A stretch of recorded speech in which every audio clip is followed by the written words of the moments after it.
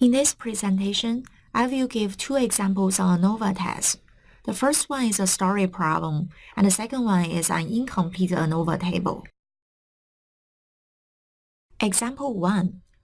3 advertisements have been tested, each one using a different random sample of consumers from the same city.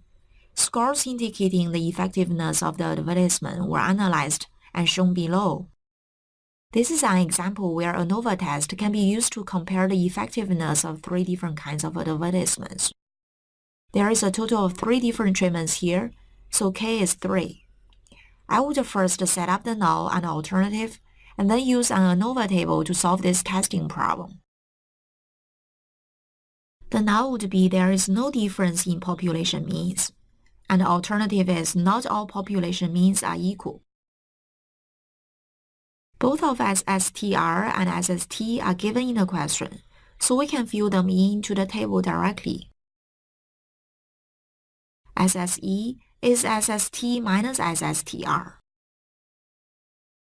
Degree of freedom for treatments is the number of advertisements minus 1, that is 3 minus 1, so 2. Degrees of freedom for total is the sum of all sample sizes from those 3 ads, that is 303 minus 1, so 302. The degrees of freedom for within treatments or due to random error is the difference between 302 and 2, so that is a 300. Mean square is just the sum of squares divided by the corresponding degrees of freedom. F ratio is MSTR over MSE, that is 61.73. In summary, the test statistic is an F ratio of 61.73 with 2 and 300 degrees of freedom. Using the F table, we find the p-value for our test statistic is close to 0. Therefore, we would reject the null and conclude there is a significant difference in the means of all 3 advertisements.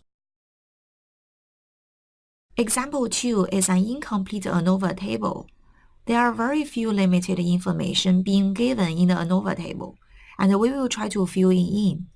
We would first try to complete the table before moving on to the questions.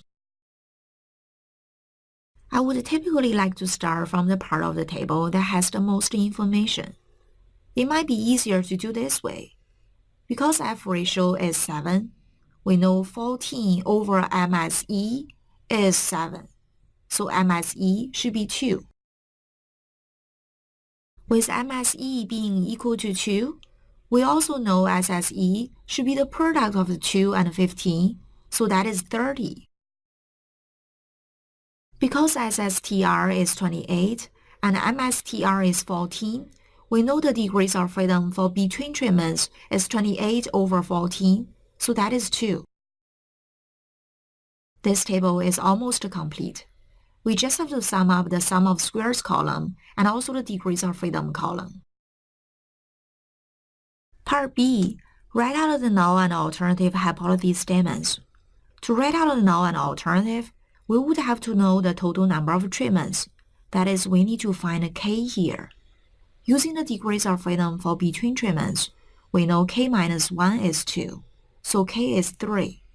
The null would be all 3 population means are equal, and the alternative would be they are not all equal. To find the total sample size across all 3 treatments, we would use the degrees of freedom for total. We know N with subscript capitalized T minus 1 is 17, so NT is 18. The total sample size across all 3 treatments is 18. The degrees of freedom are 2 and 15 respectively. The F table indicates that for F ratio of 6.36, its corresponding upper tail is 0.01. For our F ratio of 7, that is bigger than 6.36, the upper tailed probability would be even less than 0.01. Because p-value is less than 5%, we would reject the null and conclude the population means are not all the same across 3 different treatments. This concludes this presentation.